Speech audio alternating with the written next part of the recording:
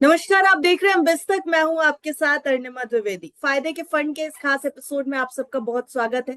आज हमारे साथ हर्षित चेतनवाला जी यहाँ पर मौजूद है और उनके साथ इस शो में हम डिस्कस करेंगे आपके पोर्टफोलियो पर असर डालने वाली वो सारी संभावनाएं जो इस समय शेयर बाजार में चल रही है। पहले उनका स्वागत कर लेते हैं। सर नमस्कार, बहुत स्वागत है आपका बिस्तक पे। थैंक यू, बहुत धन्यवाद। आपके शो पे आके हमेशा अच्छा लगता है। आई थिंक ये सेकंड शो है हमारा और जी I look forward to the conversation. Thank you. जी। सर, बाजार में इस समय काफी कुछ ठीक होता नजर आ रहा है। जो सिनारियो है वो थोड़ा बेहतर दिखाई दे रहा है। पिछले हफ्ते की अगर बात करें तो बड़ा ब्रेकआउट भी आया है बाजार में, तो कहीं ना कहीं तस्वीर क्लियर है। हम जब पिछली बार मिले थे आपसे तो बाजार में थोड़ी उथल पुथल थी, वॉलेटाइल था बाजार। लेकिन इस समय थोड़ा सा धैर्य दिखा रहा है, पेशेंस दिखा रहा है। पर बहुत बड़ा ट्रिगर इस समय शेयर बाजार के सामने है और वो है डोनाल्ड ट्रंप की ट्रेड टैरिफ पॉलिसीज, जिसके कारण ये माना जा रहा है कि अगला जो हफ्ता होगा, आने वाला समय जो है बाजार के लिए थोड़ा मुश्किल भरा रह सकता है। तो पहला सवाल तो मेरा यही होगा आपसे, अगर इस सिनारियो को देखें, आमतौर पर जुलाई सीरीज काफी बेहतर होती है पूरे साल में अगर देखा जाए। लेकिन ये 9 जुलाई वाला जो ट्रिगर है डोनाल्ड ट्रंप का, जब ट्रेड टैरिफ लागू होने की डेट सामने है, तब बाजार को कैसे देख रहे हैं इस समय आप? जी, तो देखिए, पहली चीज ये है कि जब हम पिछले बार मिले थे तो ये टॉपिक जो है वो जस्ट शुरू हुआ था। हम्म। राइट, और बहुत सारे अनसर्टनटीज थे जहाँ पे बहुत सारे लोगों को पता नहीं था कि ये किस तरह से का किस तरह का ये टैरिफ का जो पूरा जो स्टोरी है वो अनफोल्ड होगा। अभी पिछले कुछ महीनों में अगर आपने देखा होगा तो बहुत सारी चीजें उस पर बहुत सारी क्लैरिटी आई है। थोड़ी सी चीजें जो है वो और अच्छी दिख रही है। जो एंटिसिपेशन जो हमारा था कि एक एक एक ऐसा स्टेज आएगा जहां पे world would get into a tariff war. तो ऐसा अभी सिनेरियो आज के स्टेज में लग नहीं रहा है। बहुत देशों की तरफ से और खास करके यूएस की तरफ से एक टोन डाउन अप्रोच आपने देखा होगा। और ये अच्छी चीज है, ये बहुत अच्छी चीज है across the world, global global trade के लिए, ग्लोबल इन्वेस्टर्स के लिए। क्योंकि सिनेरियो वो नहीं रहा जो कुछ वर्षों पहले था जहां पे एक या दो देश मिलके जो है पूरे वर्ल्ड को डिक्टेट कर पाए कि हम किस तरह से काम करेंगे। ठीक है, और कहीं ना कहीं ये पिछले कुछ महीनों में ये सामने आ चुका है। ठीक है, हालांकि डिसीजन मेकिंग जो है, ठीक है, किस तरीके का डिसीजन मेकिंग लेंगे वो सारी चीजें हमारे हाथ में नहीं है। लेकिन जो आज हम देख रहे हैं कि एक एक बेटर सिनेरियो है, टोन डाउन अप्रोच है। और it will be very interesting Arunima ji की आगे जाके किस तरह से एनवायरनमेंट बनता है। लेकिन मेरे हिसाब से एनवायरनमेंट मच बेटर है। और जो एंटिसिपेट हम कर रहे थे कि एकदम बहुत ही अलग किस्म का एनवायरनमेंट हो जाएगा जहाँ पे डिफिकल्टीज हो जाएगी, तो वो थोड़ा सा अभी उसका एक्सपेक्टेशंस कम है। जी सर, अब अगर म्यूचुअल फंड इन्वेस्टर्स के लिहाज से पूछें तो बाजार का ये सिनारियो एक बार फिर से पोर्टफोलियो रिबैलेंस करने का समय है क्या हमारे लिए? तो देखिए, पोर्टफोलियो रीबैलेंस जो है ना, अरुणिमा जी, ये एक ऐसे स्टेज पे किया किया जाता है जब टिपिकली जब अगर आपने उसको एक इन्वेस्टमेंट को प्लान प्लान तरीके से अगर आपने देखा है, तो आप जब आपके फाइनेंशियल गोल्स के आसपास हो, ठीक है, हम्म। तब रीबैलेंस करना चाहिए। या फिर एकदम जो एनवायरनमेंट जो है वो सडनली चेंज हो गया तो, हम्म। ठीक है। अब आप देखेंगे तो धीरे धीरे करके अगर हम आई थिंक सेंसेक्स का peak was somewhere around 26 September, I think around 86,000 के आसपास। आज आई थिंक 84,000 के आसपास सेंसेक्स है। तो वो पूरा 86 से 76 के आसपास आई थिंक गया और फिर वापस रिकवरी के आसपास है। तो ये सारी चीजों को देखकर, ठीक है, ये सारी चीजों में है ना, एक चीज होती है कि आप देखेंगे कि एक फेज ऐसा आएगा जो एक कंसोलिडेशन फेज या फिर एक ऑनगोइंग फेज होगा। जब मार्केट है ना ऊपर जाएगा, नीचे जाएगा और फिर कहीं ना कहीं सेटल होता है। तो हम्म। ये जो है, आप इस फेज को इस तरह से देखिए, ना कि एक पूरा जो एनवायरनमेंट है जो चेंज हो गया है। तो हमारी राय में इट इज नॉट नेसेसरी कि आप पोर्टफोलियो को रीबैलेंस की तरफ आज के समय में उतना अग्रेसिवली देखें। हाँ, हम्म। अगर आपका फाइनेंशियल गोल पास आ गया है, क्योंकि ये एक इंपॉर्टेंट चीज है जो मैं आपके आपके मीडियम द्वारा मैं एक एम्फसाइज करना चाहूंगा, अगर आपकी अनुमति हो तो। ठीक जी है। सर। जी। तो कभी कभार क्या होता है कि ये एक होता है मार्केट एनवायरनमेंट, दूसरा हम्म। होता है फाइनेंशियल गोल की तरफ जो आपने वर्षों से प्लान किया है। हम्म। ओके। और एक छोटा सा एग्जांपल मैं दे दूंगा कि समझ लीजिए कि मैंने अपने बच्चे के एजुकेशन के लिए मैंने कुछ पैसा जमा किया है, और ये पैसा जो है मैं 15 वर्षों से जमा कर रहा हूँ। ओके, हम्म। जस्ट एक एग्जांपल। और ये पैसा जो है मुझे आज चाहिए या फिर अगले 3 या 6 महीने में चाहिए। हम्म। राइट। अब अगर मुझे पता है कि ये पैसा मुझे 6 महीने में या फिर विद इन 1 ईयर चाहिए, तो मैं ideally I should not wait for that moment. Hmm. ठीक है, क्योंकि मार्केट एनवायरनमेंट किस ये तो क्लियर है कि अगर मेरा गोल जो है 15 साल का था तो मैंने इक्विटीज में निवेश किया है और इक्विटी फंड्स में निवेश किया है। राइट। और मैं उस समय तक वेट नहीं करना चाहूंगा, क्योंकि अगर उस समय में समझ लीजिए फिर कोई नया कोई ये आ गया, कोई कॉन्फ्लिक्ट आ गया, या फिर ट्रम्प जी का वापस कुछ उनका कुछ दिमाग में नया आइडिया आ गया, तो हम्म। फिर से मार्केट कुड गो डाउन और मेरी जो अक्यूमुलेटेड पैसा जो है वो गोल के लिए वो हैम्पर हो जाएगा। तो हम्म। आइडियली ऐसे सिनेरियो में आप रीबैलेंसिंग सोचिए, जहां पे कुछ पैसा धीरे धीरे करके आप इक्विटी फंड से डेट फंड्स या फिर लिक्विड फंड में पुश कीजिए, क्योंकि आपको पता है कि आपको ये पैसा 6 महीना या फिर 1 साल में चाहिए। तो वो जो है ना, वो हम जब भी कहते हैं कि आप गोल बेस्ड रीबैलेंसिंग, तो ये जो है ये आप इस तरह का आप कवर कर सकते हैं। लेकिन ओवरऑल एनवायरनमेंट अगर आपके कोई ऑब्जेक्टिव नहीं है पास में नियर टर्म में, तो आज के समय में ऐसी कोई प्रेसिंग नीड है नहीं। जी सर, हम बाजार में अक्सर एक थ्योरी सुनते हैं, वो है बाय ऑन डिप्स की। जो टर्म जो अभी भी हम बाजार में ये देख रहे हैं कि जब तेज हो जाता है और लोगों को ऐसा लगता है, फियर ऑफ मिसिंग आउट आने लगता है, तो एक्सपर्ट्स जनरली ये बोलते हैं कि बाजार अभी मौके देगा, बाय ऑन डिप्स की स्ट्रैटेजी के साथ हम स्टिक कर सकते हैं।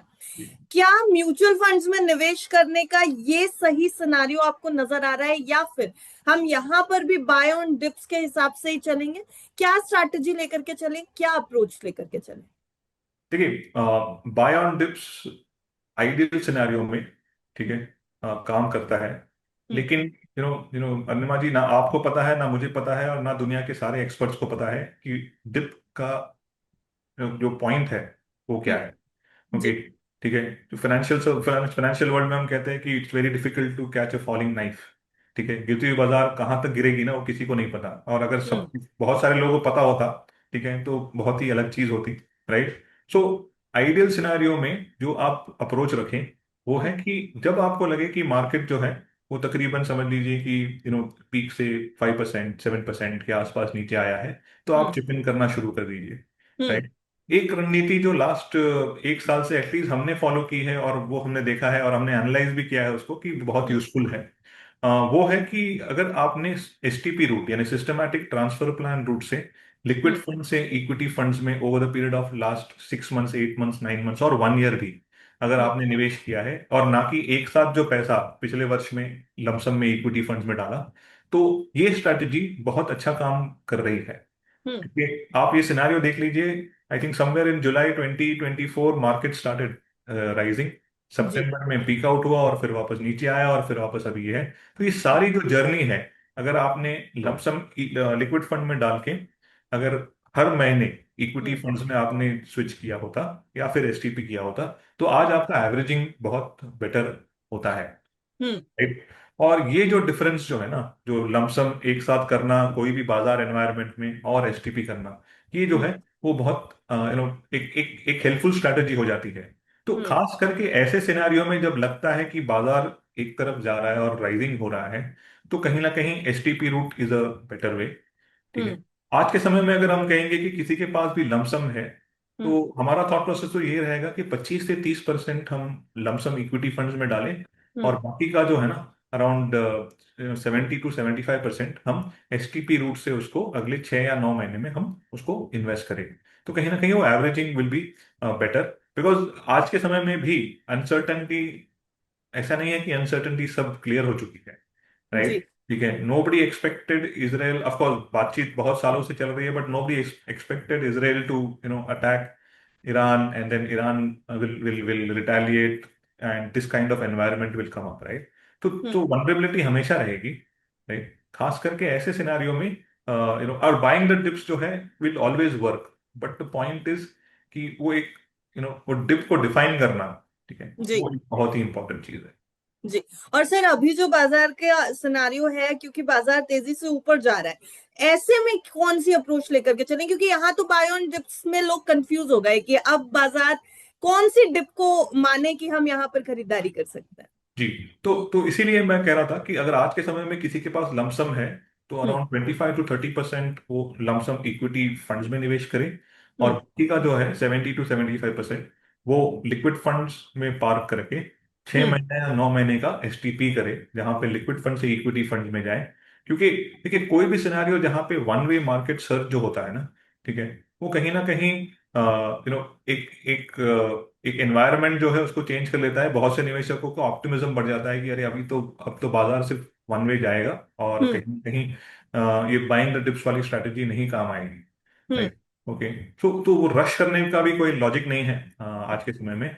और जो फियर ऑफ मिसिंग आउट होता है ना, फोमो, उससे थोड़ा सा जी। दूर रहना बहुत जरूरी है। जी। सर अभी भी बाजार भले ही थोड़ा तेज दिखाई दे रहा हो, थोड़ा राहत दे रहा हो निवेशकों को, लेकिन बड़ी पोजीशंस अभी भी नहीं बन रही हैं जो इन्वेस्टर्स हैं। म्यूचुअल फंड्स में भी अगर हम बात करें तो अभी वो रिटर्न्स नहीं मिलने शुरू हुए हैं जिसे देख करके लोग हाल फिलहाल में म्यूचुअल फंड्स में इन्वेस्ट होना शुरू हुए थे। क्योंकि ये रीसेंट प्रेजेंट टाइम में ऐसा हुआ था कि बहुत अच्छी बाजार की चाल देख करके, बहुत ज्यादा रिटर्न्स देख करके कई निवेशक उस होड़ में लग गए कि हम भी इन्वेस्ट करेंगे, जो कि हमने देखा है कि कई निवेशक फंसते हुए भी नजर आए जब बाजार गिरना शुरू हुआ। जी। तो उन निवेशकों को अब ये चिंता है कि जो इन्वेस्टमेंट्स उन्होंने किए और उसके बाद बाजार जितना वॉलेटाइल हुआ उसमें वो फंस गए हैं, वो पोर्टफोलियो क्या फुली रिकवर होगा, और अगर हो रहा है तो कितने समय में हो रहा है, कुछ ऐसा एक्सपेक्टेशन लेके चलें, क्योंकि अभी भी वो पोर्टफोलियोज फंसे हुए हैं। जी। तो ये बहुत ही इम्पोर्टेंट क्वेश्चन है जो आपने पुट फॉरवर्ड किया है। जी। और ऐसे, और आपने एक और चीज सही की कि बहुत सारे निवेशक जो है पिछले 1-2 वर्षों में जिन्होंने म्यूचुअल फंड में निवेश करना शुरू किया है। तो पहली चीज ये है कि म्यूचुअल फंड्स रिटर्न्स डिलीवर नहीं कर रहे हैं। ओके, हम्म। इसको हम जनरलाइज ना करें। और हम्म। मैं आपको समझाता हूँ क्यों। क्योंकि लॉट डिपेंड्स कि आपने इन्वेस्टमेंट्स कब शुरू किया है। हम्म। Right? अगर किसी निवेशक ने 2020 के फॉल के बाद अगर शुरू किया है तो उनका पैसा almost 2.5 times at an average hmm. बढ़ गया है। राइट। हम्म। राइट। तो और अगर किसी ने पिछले 1 या 2 वर्षों में किया है तो उनका रिटर्न्स कम दिखेगा। हम्म। तो एक टाइम होराइजन भी मैटर करता है। तो हम्म। आज जो म्यूचुअल फंड निवेशक जो है, जो अपना पोर्टफोलियो देख रहे हैं, राइट, वो अगर जो पुराने इन्वेस्टर्स हैं उनका पोर्टफोलियो आज के समय में भी आराम से अराउंड, अगर सही तरीके से इन्वेस्ट किया है और सही फंड्स में और सही बास्केट में हम्म। इन्वेस्ट किया है, तो उनका पोर्टफोलियो अराउंड डबल डिजिट्स में आराम से दिखाता होगा, उसमें कोई दिक्कत नहीं है। हम्म। जो निवेशक जो पिछले 1 वर्षों में आए हैं, क्योंकि अगर अगर मैं बात करूं लास्ट 1 साल की, तो 1 साल में average has been in single digit return अगर इक्विटी फंड्स के अगर होंगे ज्यादातर। तो कब आपने शुरू किया, वो है कौन सा अप्रोच आपने लिया। आपने लमसम अप्रोच लिया या फिर आपने एसआईपी अप्रोच लिया, वो भी हम्म। मायने रखता है। देखिए, प्रॉब्लम कहाँ आता है कि आप ट्रेंड्स के अनुसार जब निवेश करते हो ना, ठीक है, क्या ट्रेंडिंग है। जी। इन पास्ट आपने भी देखा होगा और बहुत सारे निवेशकों ने भी देखा होगा कि हम्म। कब कोई एक थीमेटिक फंड चल जाए तो लोग उसमें निवेश करना शुरू कर देते हैं। हम्म। ओके। और कभी हमने पीएसयू को देखा है, तो फिर कभी अभी डिफेंस को देख रहे हैं। हम्म। बहुत पहले फार्मा और आईटी को देखा है हमने। तो ये हम्म। सारी जो है ना, ये ट्रेंड्स के अनुसार जो लोग जो निवेश करते हैं, तो ये एक एक जो है ये बहुत ही डेंजरस चीज है। और ये एक वाइज इन्वेस्टमेंट डिसीजन नहीं है अगर आप केवल ट्रेंड और शॉर्ट टर्म रिटर्न्स के अनुसार आप इन निवेश करें। राइट। और आप eight the end of the day equities में निवेश कर रहे हैं, हम्म। इक्विटी फंड्स में निवेश करें, तो आपका टाइम होराइजन जो है ना, वो 5 साल से नीचे आप ना देखें। ठीक है। तो जी। ये जो है ये बहुत क्लियर, हर एक निवेशक अपने माइंड में अगर रखें कि मैं हम्म। इक्विटी फंड्स में निवेश करता हूं या करती हूं, तो कम से कम मैं 5 साल का होराइजन के हिसाब से मैं निवेश करूं, ना कि 1-2 साल। और 1-2 साल हम्म। ऐसे आएंगे, हर मार्केट साइकिल में आते हैं। कभी कभार ये 1-2 साल 3-4 साल तक चलते हैं, या फिर कभी कभार ये 1-2 साल जो है ना वो शॉर्ट होके 6 महीने में एनवायरनमेंट चेंज हो जाता है। Right. But equities are for long term. आप और हम्म। ये मैं कहना चाहूंगा कि जो निवेशक खास करके, जैसे बिकॉज आपने ये कहा कि कुछ निवेशकों ने समझ लीजिए 1 या 2 साल में निवेश करना शुरू किया होगा, ठीक है, तो पेशेंस बहुत जरूरी है। हम्म। और खास करके अभी जो डायनामिक जो एनवायरनमेंट है उसमें, और इम्पोर्टेंटली कि आपने कैसे फंड्स में निवेश किया है, हम्म। वो बहुत जरूरी है। जी सर, इस जवाब के दौरान आपने एक टर्म यूज किया, वो था सही बास्केट में आपने निवेश जी किया है कि नहीं। वो बास्केट सही है या नहीं, मैं आपसे ये जानना चाहती हूँ। ये कैसे पता चलेगा उस सही बास्केट में एग्जैक्टली किस तरह के फंड्स होने चाहिए? जी। तो what I meant by basket is आपका ओवरऑल पोर्टफोलियो, राइट। हम्म। क्योंकि टिपिकली आप जब निवेश करना शुरू करते हैं तो हो सकता है कि मैं 1 या 2 फंड से शुरू करूं, लेकिन जैसे जैसे मेरी निवेश करने की क्षमता बढ़ती है तो मैं उसमें और एडिशनल फंड्स को मैं ऐड करता हूं। तो हम्म। टिपिकली आपका पोर्टफोलियो जो है वो 6 से 10 फंड्स की में, इक्विटी फंड्स में अगर है, वो हम्म। काफी है। अगर और ये भी डिपेंड करता है कि आपका पोर्टफोलियो साइज कितना है, हम्म। ठीक है। आपको अननेसेसरली एग्रेसिव बनने की जरूरत नहीं है। मैं हम्म। बहुत सारे निवेशकों के हम इंटरेक्शन करते हैं, तो बहुत सारे समय हमको आता है कि मैं अभी यंग हूँ, मेरे पास 10 साल का होराइजन है, तो मैं सारा पैसा मिड कैप स्मॉल कैप में क्यों ना डालूं, हम्म। वहां से मुझे एडिशनल रिटर्न्स मिलेंगे, राइट। उसमें कोई डाउट नहीं है कि मिड कैप स्मॉल कैप्स में potential to generate additional returns होते हैं, ठीक है। हम्म। और आप बात करते हो 10-15 सालों की, लेकिन अगर 3 साल में अगर वो फंड अंडर परफॉर्म करे, या फिर हम्म। 3 साल निवेश करने के बाद समझ लीजिए 6-8 महीने ऐसे आए जहां पे वो फंड अंडर परफॉर्म करे, हम्म। ठीक है, क्या हमारे में वो डिसिप्लिन है कि मैं उसको होल्ड करके रखूं, राइट, ठीक है। तो ये सारी चीजें जो है ना, इसलिए हम कहते हैं कि आपके पोर्टफोलियो को डाइवर्सिफाइड कीजिए, राइट। एक एक एलोकेशन के हिसाब से, या फिर ब्लेंड कीजिए लार्ज कैप मिड कैप और स्मॉल कैप के ओवरऑल एलोकेशन में। तो जब हम देखते हैं तो मिड कैप या फिर स्मॉल कैप एलोकेशन, तो हम टिपिकली सजेस्ट करते हैं लोगों को कि आपका पोर्टफोलियो का ओवरऑल इन्वेस्टमेंट्स का अराउंड 20 to 25% जो है वो आप हम्म। मिड कैप स्मॉल कैप्स में आप कर सकते हैं। अगर हम्म। आपको आपकी रिस्क लेने की क्षमता ज्यादा है तो आप हम्म। उसको बढ़ा के अराउंड 30% के आसपास। और large cap oriented will always work, hmm. तो आप लार्ज कैप का एलोकेशन रखिए। और थीमेटिक फंड्स और सेक्टोरल फंड से हम ये हमारी रणनीति है, हमारा स्ट्रैटेजी है कि हम हमारे निवेशकों को हम हमेशा कहते हैं कि उससे थोड़ा सा दूर रहिए, क्योंकि ये सेक्टोरल फंड्स और थीमेटिक फंड जो है वो साइकिल के दे गोज थ्रू अ साइकिल। हम्म। और जब साइकिल अच्छा चल रहा है तो परफॉर्मेंस अच्छी दिखेगी, जब साइकिल बुरा चलता है तो परफॉर्मेंस नहीं दिखती। हम्म। तो कहीं ना कहीं वो एक चीज जो है वो हमेशा याद रखना है, अगर आपके पोर्टफोलियो में भी एलोकेशन अगर आपका सेक्टोरल फंड्स में है। तो बास्केट का मतलब ये है कि आप उसको ओवरऑल स्प्रेड अक्रॉस कीजिए। और एक और इम्पॉर्टेंट चीज है जो मैं आपको कहना चाहूंगा कि जिस तरह से हम आप जैसे एक इंडिविजुअल लोगों की एक पर्सनैलिटी होती है, वैसे एक फंड हाउस की भी एक पर्सनैलिटी होती है। हम्म। जब आप निवेश करें तो ट्राई कीजिए कि अलग फंड हाउस में के फंड्स में निवेश करें, सो दैट, ठीक है, कि ऐसा ना हो कि एक एक ही फंड हाउस में मेरा समझ लीजिए कि 50-60% पैसा लगा हुआ है। बिकॉज वो जो फंड हाउस है ना, वो एक तरीके का सोचते हैं, राइट। उनकी स्ट्रैटेजी जो है, of course they will also have, सबका अपना अलग अलग फंड होगा, सबका लार्ज एंड मिड कैप होगा, सबका फ्लेक्सी कैप होगा, लेकिन एक ओवरऑल स्ट्रैटेजी जो होती है ना, वो एक कॉमन रहती है, राइट। तो कहीं ना कहीं हम सजेस्ट करते हैं कि जब आप निवेश करें तो अराउंड 15 to 20% ऑफ एलोकेशन एक फंड हाउस में रखें, हम्म। ठीक है। और आज के समय में इतने सारे फंड्स हैं, हर एक कैटेगरी में अगर आप चाहें तो 5 से 10 कंसिस्टेंट फंड्स कभी भी मिल जाएंगे, जी। राइट। ऐसा जरूरी नहीं है कि आप एक ही फंड हाउस में सारा पैसा निवेश करें। जी सर, इक्विटी फंड्स की चर्चा लगातार हो ही रही है, तो अभी सवाल ये कि बाजार की सिचुएशन देखते हुए, बाजार में जो अभी माहौल है, मूड है बाजार का, इक्विटी फंड्स की तरफ कई निवेशक जाएंगे। पर ये बड़ा सवाल है कि क्या ये सही समय है इक्विटी फंड्स में निवेश करने का? अगर इक्विटी फंड्स में जाते हैं तो कहीं ऐसा तो नहीं कि फिर एक बार फिर से पोर्टफोलियोज फंस जाएंगे? और अगर इक्विटी फंड्स ही लेने हैं तो कितना अलोकेशन इक्विटी फंड्स में रखें, कितना अलोकेशन बाकी के फंड्स पर फोकस करके रखें, और किस तरह के फंड्स को फोकस में रखें, रडार पर रखें? जी। तो देखिए, पहली चीज ये है कि जब आप आज के समय में जो बाजार में जो थोड़ा सा रिकवरी, या फिर आप कहेंगे कि जो जो जहाँ पे आप देख रहे हैं कि market is almost at 84,000, hmm. Right? तो बहुत सारे जो एग्जिस्टिंग इन्वेस्टर्स हैं उनका पोर्टफोलियो अगर आप देखेंगे तो उनका पोर्टफोलियो में रिटर्न्स दिखना शुरू हो गया है, hmm. Right? End of the day हमको ये सोचना है कि जो लॉस आप देखते हो पोर्टफोलियो में या जो प्रॉफिट आप देखते हो, ये सारा नोशनल है, राइट?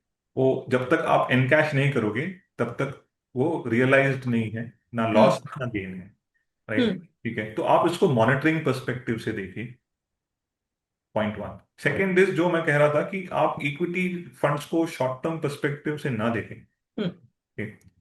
कि ये पैसा मुझे एक साल 2 साल में, जो पैसा आपको 1-2 साल में चाहिए, हम्म। अवॉइड कीजिए आप इक्विटी फंड्स में उसको निवेश करें, हम्म।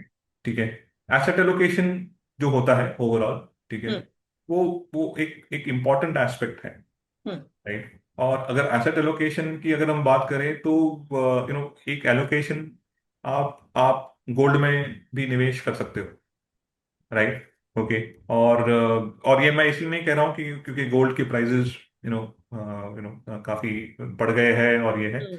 एक एक एलोकेशन पर्सपेक्टिव से, ठीक है? अभी आपने देखा होगा कि जब जब वॉर एनवायरनमेंट, कॉन्फ्लिक्ट एनवायरनमेंट होता है, ओके, तो गोल्ड इंक्रीज होता है, हम्म।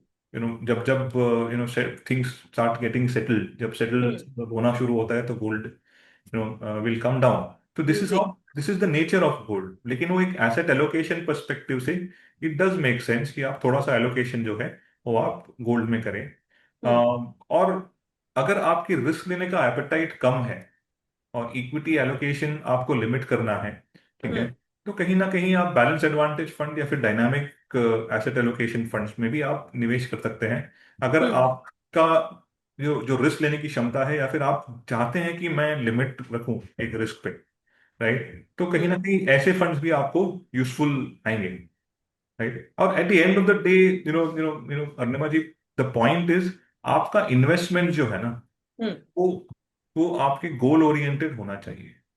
जो पैसा मुझे, मेरे गोल्स अगर समझ लीजिए 10 साल के बाद है या 7 साल के बाद का गोल है, राइट, तो वो मुझे लिबर्टी देते हैं कि मैं वो पूरा पैसा जो है इक्विटी फंड्स में निवेश करूं, क्योंकि मेरे पास समय है। हम्म। लेकिन समझ लीजिए वही पैसा अगर मुझे 4 साल 5 साल में चाहिए, हम्म। राइट, तो मैं, हो सकता है कि मैं कुछ एलोकेशन इक्विटी फंड्स में डालूं और कुछ डायनामिक एसेट एलोकेशन या बैलेंस फंड में डालूं, हम्म। बैलेंस एडवांटेज फंड में डालूं, सो दैट मेरे, मैं अगर समझ लीजिए ऐसा ही एनवायरनमेंट चला जहां पे अनसर्टेनिटी रही, तो एटलीस्ट वो जो कुशन जो है वो मुझे बैलेंस एडवांटेज फंड या फिर डायनामिक एसेट एलोकेशन फंड देगा, और अगर एनवायरनमेंट बेटर है तो इक्विटीज के द्वारा मुझे रिटर्न्स ज्यादा मिल जाए। तो हम्म। investments has to be based on objectives and goals and no random investments.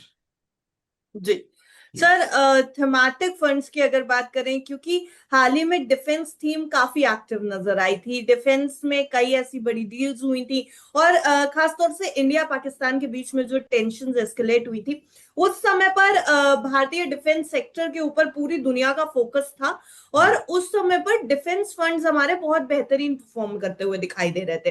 जी। क्या कोई और थीम है जो अभी रिटायर पर रखना सही रहेगा थीमेटिक फंड्स में, या थीमेटिक फंड से अभी थोड़ी दूरी बना करके रखें? क्योंकि डिफेंस थीम जब चलनी शुरू हुई तो कई लोगों ने इसकी तरफ अपना फोकस बढ़ाया था, लेकिन इस तरीके के थीमेटिक फंड्स कितने समय तक निवेशकों को राहत दे सकते हैं? क्योंकि थीमेटिक फंड्स का एक हमेशा से नेचर रहा है, कभी ना कभी जब उस सेक्टर में डाउनफॉल आना शुरू होता है तो वो फंड्स भी फंस जाते हैं। तो क्या ऐसे में डिफेंस थीम के साथ साथ कोई और थीमेटिक फंड रहना चाहिए फोकस में, जिससे हमारा पोर्टफोलियो भी थोड़ा डाइवर्सिफाइड लगे, हमारा निवेश भी, मान लीजिए एक थीम चलनी बंद हो गई है तो दूसरी पे हम डिपेंडेंट हो सके, इस तरीके से एलोकेट करना चाहिए क्या पोर्टफोलियो? जी। तो आप आपके प्रश्न में मेरा आधा आंसर आपने दे दिया कि थीमेटिक फंड्स या फिर सेक्टोरल फंड्स जो होते हैं ना, वो हम्म। साइकिल के दौरान जाते हैं। जी। जब उनका फेज आता है, और बहुत सारी चीजें इसमें, कभी कभार क्या होता है कि बहुत सारे सेक्टर्स में गवर्नमेंट की पॉलिसीज क्या है, गवर्नमेंट का अप्रोच क्या है, वो हम्म। सारी चीजें बहुत मायने रखती है, हम्म। राइट? ओके। सो तो डिफेंस, आपने खास करके डिफेंस पे क्वेश्चन ये किया है, तो हम्म। अगर आप देखेंगे तो डिफेंस अराउंड मार्च 2025 के बाद जो है ना, वो थोड़ा सा सर्च किया है, हम्म राइट। ठीक है, और इसका अर्लियर पीक अगर मैं हम्म देखूं, एज अ सेक्टर देखूं या फिर as basket of defence funds देखूं, हम्म तो जुलाई 24 के आसपास वो पीक हो चुका है। ओके, अब आप जुलाई 24 से लेके मार्च 25 तक अगर आप देखेंगे और ग्राफ पे देखेंगे तो there has been a fall. ठीक है, हम्म अब फर्ज कीजिए कि कोई कोई कोई डिफेंस फंड के इन्वेस्टर है जिन्होंने समझ लीजिए 2 साल पहले या फिर 1.5 साल पहले निवेश किया। I think defence fund, I think last डेढ़ डेढ़ 2 साल में आए हैं, आई थिंक 1.5 साल हम्म आए होंगे, राइट। ठीक है, तो उन्होंने वो पीक को देखा है और पीक से गिरते हुए देखा है। अब जो है, अब वापस जो है मार्च से अब बढ़ा है और वापस आई थिंक वो लेवल्स पे रिटर्न्स आ रहे हैं जो पिछले पीक पे थे। तो ये जो है ना, ये एक ही ग्राफ काफी है उसको उसको उसको एक्सप्लेन करने के लिए कि थीमेटिक फंड या फिर सेक्टोरल फंड जो है उसमें वोलेटिलिटी ज्यादा होती है, हम्म राइट। तो और खास करके अगर हम डिफेंस की बात करें तो डिफेंस एक ऐसा प्रोडक्ट है जो जो इट्स एन इंस्टीट्यूशनल प्रोडक्ट।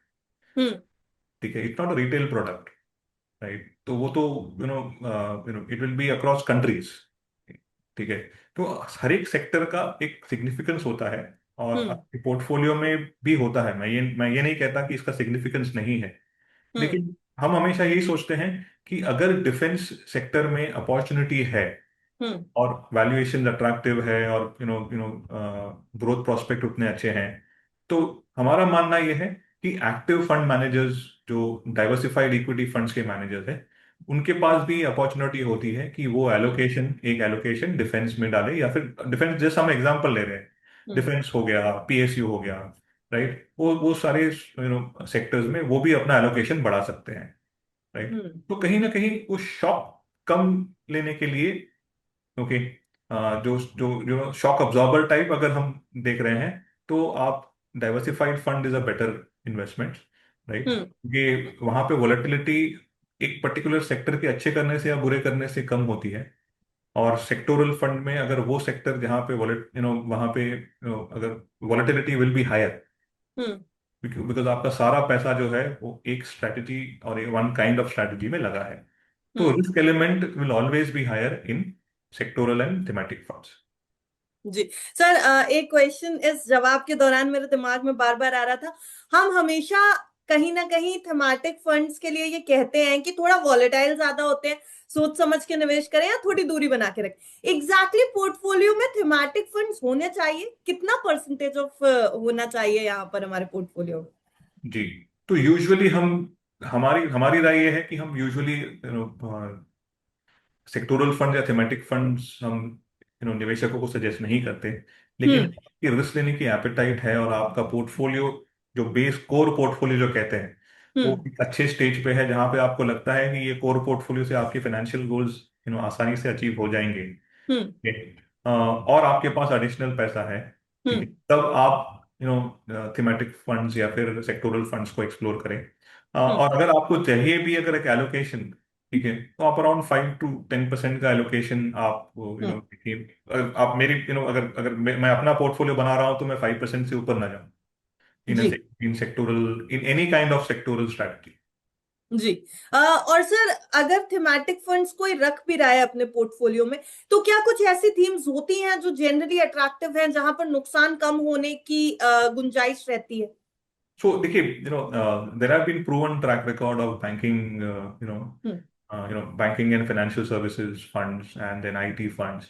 ठीक है, तो और आज के दिन पे अगर आप देखेंगे तो ओवरऑल किसी भी डाइवर्सिफाइड पोर्टफोलियो आप देखेंगे या फिर डाइवर्सिफाइड म्यूचुअल फंड्स का अगर एवरेज पोर्टफोलियो भी देखेंगे तो वहां पे टॉप 2-3 सेक्टर्स में आपको बैंकिंग दिखेगा, आईटी दिखेगा, राइट। हम्म राइट, तो ये दो तीन ऐसे सेक्टर्स हैं जिन्होंने परफॉर्म किया है। लेकिन अगर आप देखेंगे in past there has been instances जहां पे फार्मा हो गया या फिर हम्म पीएसयू हो गया या फिर इवन डिफेंस हो गया, ओके, तो इनकी साइकिल्स जो है ना वो काफी हम्म अप एंड डाउन होती है, हम्म राइट।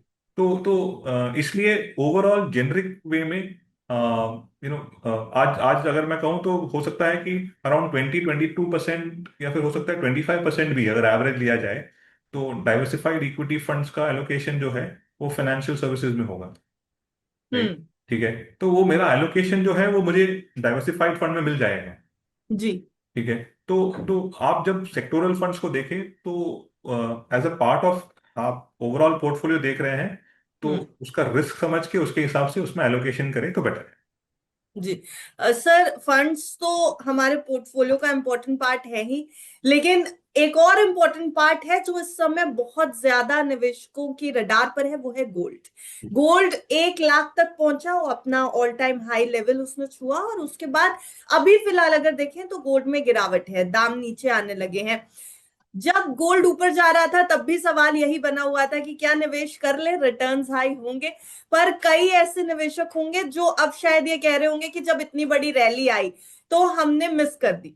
जी अब भी सवाल यही बना हुआ है, गोल्ड में निवेश अभी बढ़ा लें अगर पोर्टफोलियो में है तो, या फिर अभी और गिरावट का इंतजार करें, सस्ता मिल जाएगा। जी। तो यू नो आई थिंक हम जब लास्ट टाइम आपके शो पे आए थे, तब भी आई थिंक हो सकता है कि गोल्ड पे कुछ चर्चा हुई जी। होगी। और हमारी राय जो है एकदम कंसिस्टेंट है across last 5 years, very frankly. और हम्म। वो है, पहली चीज ये है कि गोल्ड को आप एसेट एलोकेशन पर्सपेक्टिव से देखिए हम्म। कि रिटर्न्स के पर्सपेक्टिव से। ओके, क्योंकि गोल्ड पिछले 2-3 वर्षों में अगर आप देखेंगे तो रिटर्न्स इन नियर टर्म अगर आप देखेंगे लास्ट फ्यू इयर्स, तो गोल्ड का रिटर्न्स अच्छे हैं, लेकिन उसको हम्म। आप बेंचमार्क ना बनाएं। Historically gold has done better, hmm. But better than inflation, right. And you do not think कि आप ये मत सोचिए कि उसको ऐसे ऐसे एसेट क्लास से रिप्लेस करें जिसका रिटर्न्स कमाने की क्षमता जो है ना, वो कंसिस्टेंटली हाई हो। हम्म। तो आप गोल्ड को जब भी देखें उसको आप एक एसेट एलोकेशन पर्सपेक्टिव से देखें, ना कि रिटर्न्स पर्सपेक्टिव से।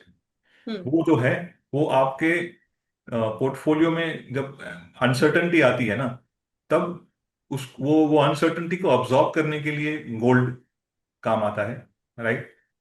राइट, तो गोल्ड एलोकेशन आप, मैं हमारी राय में तो आप मैक्सिमम अराउंड 10% के आसपास आपके पोर्टफोलियो का है, तो वो काफी हम्म।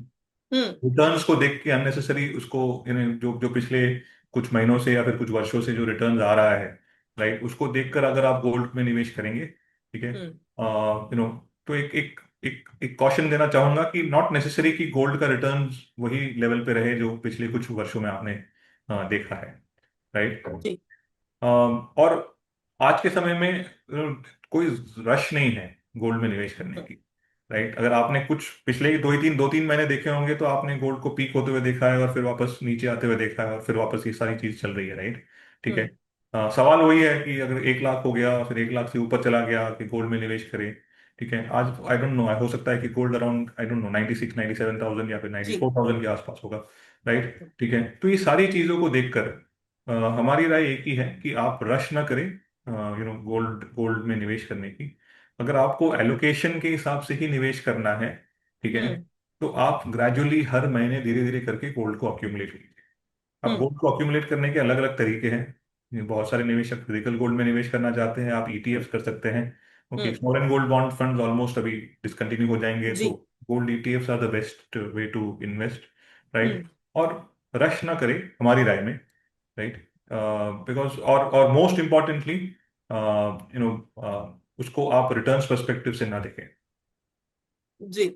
सर, चलते चलते एक सवाल आज के युवाओं के लिए जो इस समय बहुत ज्यादा शेयर मार्केट, म्यूचुअल फंड्स और इन्वेस्टमेंट्स की तरफ जागरूक हो रहे हैं, क्योंकि निवेश तो कर रही है सर युवा पीढ़ी, लेकिन यहाँ पर एक कैच ये है कि वो निवेश के जरिए भी जल्दी से जल्दी पैसा कमाना चाहते हैं, जल्दी से जल्दी अपने गोल्स अचीव करना चाहते हैं, क्योंकि इम्पेशंस थोड़ा सा ज्यादा है अभी फिलहाल।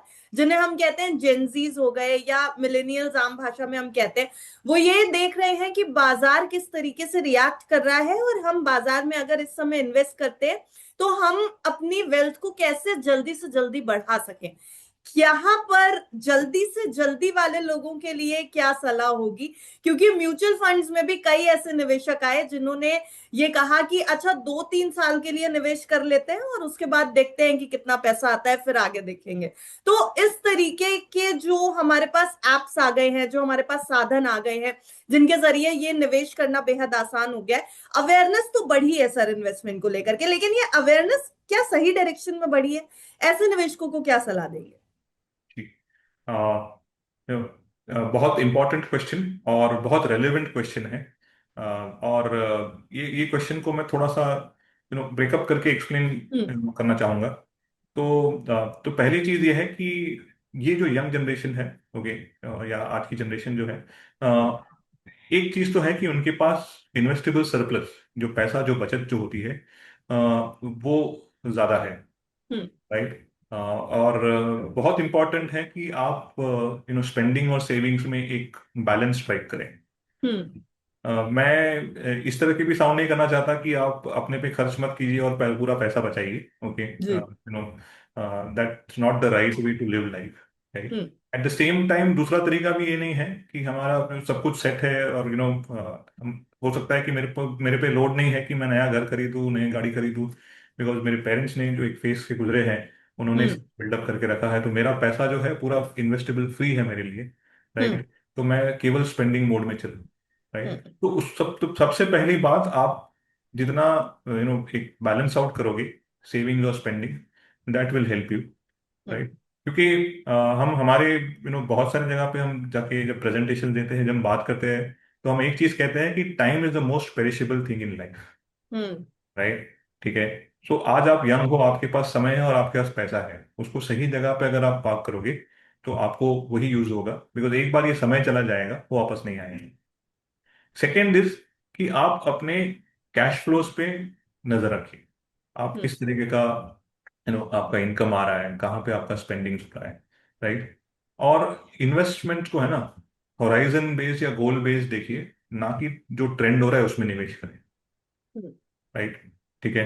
बहुत सारे ऐप्स आ गए हैं, बहुत सारे पोर्टल्स आ गए हैं जहाँ पे निवेश करना बहुत आसान है।